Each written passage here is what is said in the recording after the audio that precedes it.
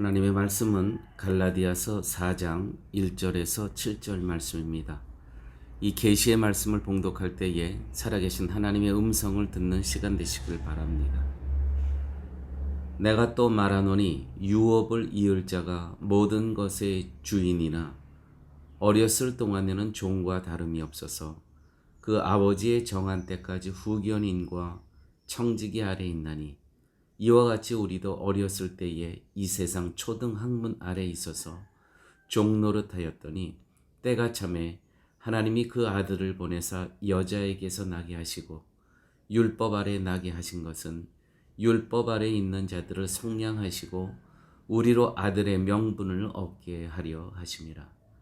너희가 아들인 고로 하나님이 그 아들의 영을 우리 마음 가운데 보내사 아바 아버지라 부르게 하셨느니라.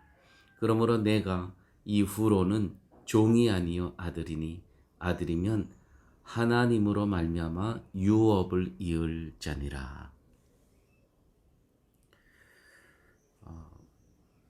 지금부터 18년 전에 제가 미국에서 목회할 때에 쿠바를 방문했던 적이 있습니다.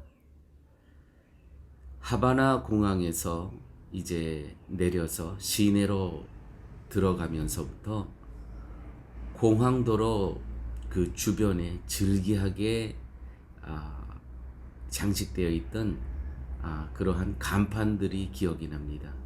그 내용들이 머리에 띠를 두르고요, 또 이렇게 완장을 차고 그 어떤 구절들이 기록되어 있냐면 승리를 얻기까지 투쟁하자, 쟁취하자, 그러한 간판들이 쭉 걸려 있었습니다. 그런 거를 보면서 내가 진짜 쿠바에 왔구나.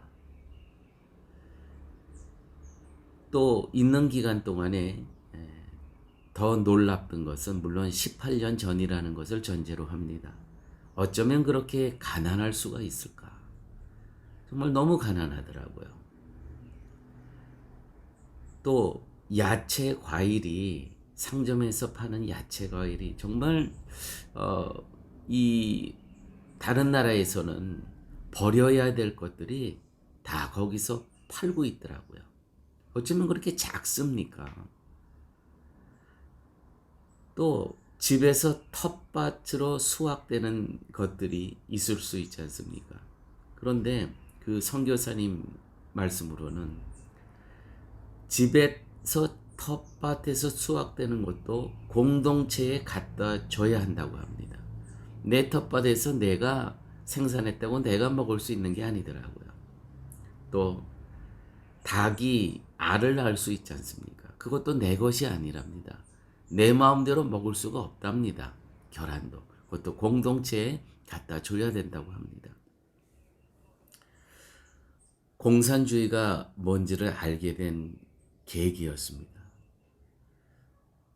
그렇게 투쟁과 쟁취로 두 주먹을 불끈 쥐고 살겠다는 그 결과가 너무 가난이었습니다. 오늘 본문을 통해서 복음 안에서 바뀌어져야 되는 삶 세 가지가 오늘 본문 가운데 기록되어 있는데, 한 가지씩 우리 같이 한번 나눔의 시간을 갖도록 하겠습니다. 첫째, 복음 안에서 바뀌어진 삶은 어떤 것이냐면 7절 말씀입니다. 그러므로 내가 이후로는 종이 아니요 아들이니 아들이면 하나님으로 말미암아 유업을 이을 자니라. 이제는 우리가 그 사단의 노예가 아니고요, 세상의 노예가 아닙니다. 하나님의 자녀입니다. 예수 그리스도의 십자가의 은혜로 말미암아 우리는 하나님의 자녀가 되었습니다. 그러므로 하나님께서 가진 모든 것을 우리들 자녀의 것이라는 것이죠. 이것을 우리 성경으로는 하나님으로 말미암아 유업을 이을 자니라. 다 유산으로 상속받은 겁니다. 하나님의 그 풍요한 모든 것들을. 여러분, 노예는 쟁취해야 되지만, 투쟁해서 뺏어야 하지만 아들은 아버지가 갖고 계시던 그것을 그대로 다 내 것입니다. 누리면 되는 것입니다. 왜냐하면 모든 것은 하나님으로 말미암아 유업을 이을 자니라. 모든 것이 하나님의 자녀의 것이기 때문입니다. 여러분, 그러므로 우리가 복음 안에서 바뀌어진 삶 첫째는 누림입니다. 누림. 근데 우리의 몸에 배어 있는 문화가 있습니다. 그거는 쟁취하고 투쟁하면서 빼앗는 것이 우리의 몸에 배어 있는 삶의 문화였습니다. 나눔과 누림과 공유하는 문화의 옷을 입기가 쉽겠습니까?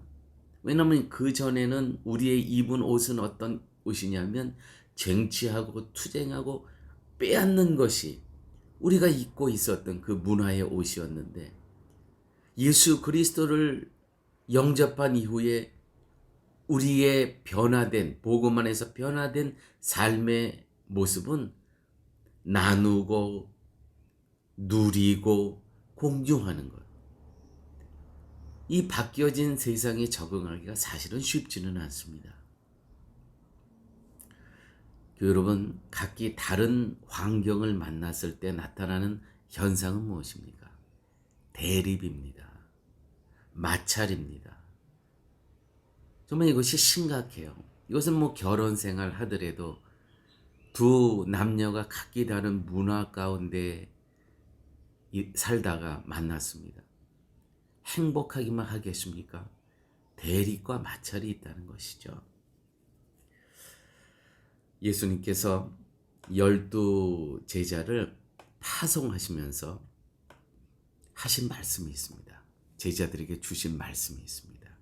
마태복음 10장 8절 말씀인데, 거저 받았으니 거저 주어라. 이거 정말 복음의 핵심입니다. 거저 받았으니, 무엇을 거저 받았습니까? 우리의 구원과 우리의 영생을 우리의 무슨 대가로 받은 겁니까? 나의 무슨 공로로 그와 같은 것을 받은 겁니까? 아닙니다. 거저 받았으니 거저 주어라. 성도는요, 이 땅에 살면서 살아가는 자세가 딱 이것이어야 됩니다. 예수님께서는 제자를 세상에 파송하면서 마치 양을 이리 가운데 보내시면서 하시는 말씀이 거저 받았으니 거저 주어라. 이 정신으로 전도하고 전도자의 삶을 살고 예배자의 삶을 살고 이 땅에서 삶의 자세가 이래야 된다는 것입니다. 여러분, 우리가 이 땅에 살면서 이제는 우리가 변화된 환경에서 살아간다는 거 잊지 마십시오. 어떻게 변화된 삶의 환경입니까? 그동안은 내가 투쟁해서 얻었습니다. 내가 쟁취해서 뺏은 것들을 내가 그것을 갖고 살아갔던 삶입니다. 그러나 이제는 복음 안에서는 그렇게 살면 안 된다는 것이죠. 완전히 다른 시스템입니다. 거저 받았으니 거저 주어라. 왜요? 이제는 내가 하나님의 자녀입니다. 더 이상 사단의 노예가 아닙니다. 사단의 노예는 투쟁하면서 쟁취하면서 빼앗는 그러한 삶을 사는 것입니다. 그러나 이제 복음 안에서는 예수 그리스도의 십자가의 은혜로 나의 아무 공로 없이 하나님께서 유업으로 주셨습니다. 모든 하나님의 것들을. 할렐루야죠. 이제 우리가 해야 될 일은 어떤 것입니까? 거저 받았으니 거저 주어라. 이것이 복음 안에서 바뀌어진 우리의 삶의 모습이라는 것이죠. 여러분, 오늘 하나님께서 저희에게 주신 말씀, 율법은 내가 투쟁해야 되고 내가 쟁취해야 되고 내가 빼앗아야 되는 것입니다. 그런데 복음은 이미 예수님께서 다 하신 것입니다. 그래, 내가 하나님의 자녀가 된 것입니다. 그러므로 그 하나님의 모든 유업을 거저 받았으니 거저 주어라. 두 번째, 오늘 본문을 통해서 복음 안에서 바뀌어진 삶 두 번째는 무엇이냐면 오늘 이렇게 6절에 이렇게 기록되어 있습니다.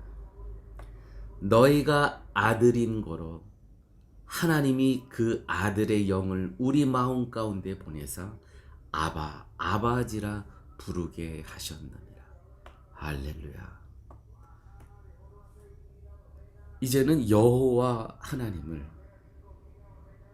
우리가 무엇이라고 그분을 호칭하냐면 아빠, 아바지라고, 아버지라고 부를 수 있는 특권이 우리에게 있다는 것입니다. 여러분, 탕자의 비유의 아버지와 구약의 하나님을 한번 비교해 보십시오. 그 신약의 그 천국을 비유하면서 예수님께서 탕자의 비유를 하시지 않습니까? 아들이 아버지의 것을 갖고 유산을 갖고 나가서 다 탕진했습니다. 더 이상 먹고 살 것이 없습니다. 돼지에게 주는 여물, 그 돼지 밥으로도 먹을 수밖에 없는 그러한 상황이었습니다. 이제 아버지께로 돌아갈 수밖에 없습니다. 그런데 세상의 시각으로 보면은 그 아버지 것을 다 갖고 나가서 탕진한 그 아들을 벌해야 되는 거 아닙니까, 먼저는. 그런데 이 탕자의 비유에 나오는 아버지는 아들이 저 멀찍이 오는 걸 보고요, 정말 버선발로 뛰쳐나가서 그 아들을 맞이합니다. 이 아버지, 이제는 구약에서는 그런 아들이 돌아오면 구약의 하나님은 벌해야 됩니다. 거기에 합당한 징벌을 해야 됩니다. 무서운 아버지셨습니다. 그러나 오늘 본문에 보니까 6절 말씀, 너희가 이제는 아들인 거로 예수 그리스도의 십자가의 은혜로 이제는 우리가 더 이상 노예가 아니고 아들인 거로 하나님의 그 아들의 영을 우리 마음 가운데 보내사 아바, 아바지라 부르게 하셨느니라. 아바, 아바지라 부르게 하셨느니라. 그런데요, 우리는 아직도 어떤 분이 계시냐면 노예의 신분으로 내가 아직도 살아간다고 여기고 있어요. 이 복음의 시대에서는, 이 은혜의 시대에서는 여호와 하나님이 아바지십니다. 아빠입니다. 그런데 아직도 내가 그분이 두려운 노예의 신분으로 살아가고 있어요. 노예는 자유가 없습니다. 노예가 주인을 생각할 때 그 주인의 이미지는 두려움입니다. 무서움입니다. 예수 그리스도께서 십자가에서 모든 것을, 이 노예에 있던 우리의 관계를 아빠, 아버지라고 부를 수 있는 자녀의 관계로 맺어주셨음에도 불구하고 우리는 그 진리를 아직도 깨닫지 못하고 노예로 살아가는 그러한 사람들이, 너무나 성도들이 많이 있습니다. 아들이요 자유임에도 불구하고 여전히 노예로 살아가고 있다면 그 아빠, 아버지가 보실 때 얼마나 그 마음이 안타까우시겠습니까? 갈라디아서 4장 23절 말씀입니다. 계집 종에게서는 육체를 따라 낳고, 이스마엘이죠. 하갈이라는 여종을 통해서 이스마엘이라는 육체를 통해서 난 자손이 있었습니다. 노예입니다. 그러나 자유하는 여자에게서는 사랍니다. 자유하는 여자에게서는 약속으로 말미암니다. 약속의 자녀가 우리라는 것이죠. 성경에 나오는 모든 하나님께서 하신 약속을 누가 누려요? 우리가 누리는 거예요. 유업을 받은 우리가. 왜요? 하나님의 자녀이기 때문에 이제 하나님께서 소유했던 모든 것은 누구의 것입니까? 자녀의 것입니다. 우리 성도, 우리가 누려야 될 것이라는 것이죠. 어떻게? 아바지라고 부르면서. 그러므로 바뀌어진 이 문화 가운데 이제는 율법의 자녀가 아니라 복음의 자녀는요, 하나님의 것을 내가 온전히 누릴 수 있다는 것이죠. 어떻게? 아빠, 아버지라고 부르면서. 이 바뀌어진 하나님과의 자녀의 관계가 율법의 시대하고 지금의 세대는 예수 그리스도의 십자가의 은혜로 완전히 바뀌어졌다는 이 사실, 이 문화의 옷을 이제는 우리가 입고 살아야 되는 것입니다. 갈라디아서 또한 5장 1절에 이렇게 말씀하고 계십니다. 그리스도께서 우리로 자유케 하려고 자유를 주셨으니 그러므로 굳세게 서서 다시는 종의 멍에를 매지 말라. 할렐루야. 우리는 더 이상 사단의 종이 아닙니다. 노예가 아닙니다. 우리는 하나님의 자녀, 자유인이라는 것이죠. 진리를 알지니, 진리가 무엇입니까? 예수 그리스도께서 우리를 위해서 십자가에 돌아가시고 우리를 구원하여 주시고 영원한 생명을 우리에게 허락하여 주신 진리를 알지니 진리가 너희를 자유케 하리라. 그렇습니다. 이 복음의 진리, 십자가의 진리를 알았을 때 우리는 더 이상 사단의 노예의 존재가 아니고요. 우리는 하나님의, 우주를 창조하신 그 하나님의, 모든 우주를 소유하신 그 부유하고 풍성한 하나님의 자녀로서 그분의 것을 다 누릴 수 있는 존재가 누구입니까? 우리라는 것입니다. 진리는 무엇입니까? 예수님의 십자가의 은혜가, 이것이 진리라는 것이죠. 이 진리를 깨달았을 때 진리가 너희를 자유케 하리라. 그러므로 사랑하는 여러분, 우리가 하나님의 그 풍성하시고 부요하신 하나님의 세계를 알기 위해서는요, 우리가 가끔 여행을 하는 게 매우 중요합니다. 우리가 지금까지 접하지 못했던 이 자연의 웅장함과 자연의 신비로움과 이 자연의 풍성함을 여행하는 거 매우 많은 가르침이 있습니다. 여행이 우리에게 주는 유익은 뭐냐면, 지금까지 내 공간, 내 지역에서 살아왔던 그 문화의 옷이 전부인 줄 알았습니다. 그런데 여행을 하다 보니까 그게 아니더라고요. 그거는 정말 지역적인 것이었습니다. 여기에 가면은 또 여기에 문화가 있는 겁니다. 다 다른 거예요. 이 한국에서 이런 얘기를 하죠. 압록강 하나만 건너면 어쩌면 그렇게 세상이 다르냐. 압록강 이남에서는 부엌은 다 여자가 살림하는 거 아닙니까?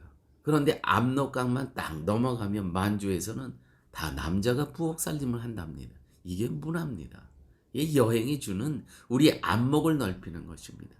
내 것으로만, 내 것이 유일한 것으로만 여겼던 내 시야가 열리는 순간이죠. 하나님의 부유함은요, 우리가 자연을 통해서 참 많은 것을 깨닫게 됩니다. 그러므로 우리가 여행을 하면서 이거 정말 그 인색하지 말아야 될 것이 여행에 들어가는 경배입니다. 그 자연의 웅장함 속에서 그 하나님의 위대하심과 그 하나님의 신비로움을 우리가 발견할 수 있다는 것이죠. 세 번째, 오늘 말씀을 통해서 바뀌어진 복음의 세상에서 우리가 갈아입어야 될 옷은 무엇이냐? 성령의 다스림이라는 것입니다. 그동안은 나의 본성대로 내가 주체가 되고 내가 내 삶의 주인이 돼서 모든 것을 결정하고 모든 것을 결단했습니다. 그러나 복음 안에서 이 은혜의 시대에서 새로운 환경은 무엇이냐면, 자, 다시 한번 6절 보십시오. 너희가 아들인 고로 하나님이 그 아들의 영을 우리 마음 가운데 보내서, 그 아들의 영, 다르게 표현하면 보혜사 성령님을 우리에게 보내주셨다는 것이죠. 그러므로 이 새로운 복음 안에서 은혜의 시대에서 바뀌어진 그 환경은 무엇이냐면, 이제는 내가 내 스스로 결단하는 거 아닙니다. 이제는 내가 내 스스로 결심하는 거 아닙니다. 내가 주인이 아닙니다. 이제는 성령의 다스림 속에서, 성령의 가르치심 속에서, 성령의 인도하심 속에서, 성령의 인도하심 안에서 살아가는 환경 속에 있다는 것이죠. 이것을 깨닫지 못하면 늘 내가 결정해야 됩니다. 그러니까 내가 결정하고 내가 결단하니까 내가 이 사람을 택했는데 또 내가 이 사람을 버리는 것도 내 마음입니다. 그러니까 이혼이 아주 쉬운 겁니다. 자기 마음이니까, 내가 한 거니까. 교회 여러분, 내가 잉태를 한 겁니다. 내가 사랑했습니다. 그래서 낙태도 내가 한 거니까, 내가 얻은 내 생명이니까 내 마음대로 생명을 지울 수 있는 겁니다. 이게 바로 복음 안에서의 바뀌어진 삶에 적응하지 못할 때 쉽게 관계도 끊어버리고 쉽게 생명도 지울 수 있다는 것이죠. 우리가 이 바뀌어진 문화의 옷을 입을 때 성령의 다스림 속에서 결정해야 되고 그의 가르치심 속에서 그의 세밀한 음성을 들으면서 인도하심으로 임재하심 안에서 사는 환경이 되었다는 것입니다. 요한복음 14장 16절에 있는 말씀입니다. 내가 아버지께 구하겠으니 그가 또 다른 보혜사를 너희에게 주사 영원토록 너희와 함께 있게 하시리라. 이 보혜사 성령님은요, 우리와 너희와 함께 영원히 있게 하시리라. 또 요한복음 14장 26절, 이 영원토록 우리와 함께 계시는 이 성령님은 이렇게 그분에 대해서 말씀하고 있습니다. 요한복음 14장 26절입니다. 보혜사 곧 아버지께서 내 이름으로 보내실 성령, 그가 너희에게 모든 것을 가르치시고 내가 너희에게 말한 모든 것을 생각나게 하시리라. 여러분 기억하십시오. 이제는 성령 하나님께서 우리의 모든 것을 가르치시고 인도하시고 또 그분께서 가르치신 모든 것을 생각나게 하시리라. 우리는 이 바뀌어진 그 복음 안에서의 바뀌어진 삶 가운데 더 이상 우리는 내 스스로 결단하고 내 스스로 결심하며 사는 인생이 아니고 성령님께서 인도하여 주시고 가르쳐 주시고 기억나게 하시는 그러한 삶 가운데 우리가 이 복음의 시대, 은혜의 시대를 살아가고 있다는 것이죠. 사랑하는 교회 여러분, 지금 하나님께서 하나님의 자녀들을 이 세상에서 살아갈 수 있도록 시스템을 만들어 놨습니다. 그런데 여전히 우리는 이전의 율법의 시스템 속에서 살아간다면 우리의 인생이 얼마나 힘들겠습니까? 하나님의 자녀 성도는 이 은혜의 시스템 안에서, 복음의 시스템 안에서 작동하게끔 하나님께서 다 만들어 놓으셨는데 우리는 여전히 옛날 율법 시대에 살아왔던 그 시스템 속에서 살아가려고 한다 그러면 얼마나 인생이 피곤하고 힘들겠습니까? 자, 오늘 하나님께서 주신 말씀입니다. 코로나 바이러스가 파라과이에서는 매일 700명에서 1000명 사이의 확진자가 증가하고 있습니다. 그러나 또 국민들이 생존의 문제가 있기 때문에 이제 여러 가지 환경을 또 국가에서는 좀 풀고 있습니다. 그래서 이제 10월 21일부터는 또 공항도 개장이 된다고 합니다. 그러나 코로나 이전과 이후의 생활은 분명히 많은 변화가 있을 겁니다. 그럼에도 불구하고 성도는 어떠한 변화된 상황 가운데서도 오늘 말씀드린 이 복음의 시스템 안에서 살아가야 되는 성도의 자세, 교회 여러분 꼭 기억하십시오. 우리는 누구이냐? 우리는 하나님의 자녀의 신분을 갖고 있다는 것. 또한 하나님과의 우리의 관계는 아버지라고 부를 수 있는 그러한 친밀한 관계라는 거 기억하시고요.